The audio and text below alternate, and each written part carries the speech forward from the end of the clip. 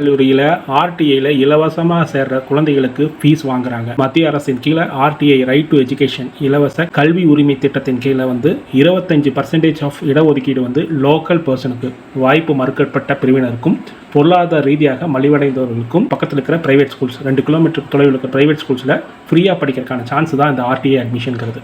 இதில் நிறையா private schools என்ன பண்ணுறாங்க அப்படின்னா, எல்கேஜி யூகேஜிக்கு நீங்கள் ஃபீஸ் கண்டிப்பாக தான் கட்டியே ஆகணும் அப்படின்னு சொல்லிட்டு முதலே கட்டிடுறாங்க. அதே மாதிரி பேரண்ட்ஸ் கிட்ட 5000 ரூபா ஃபீஸ் கலெக்ட் பண்ணிவிட்டு ஆர்டிஐயில் அட்மிஷன் போகிறாங்க.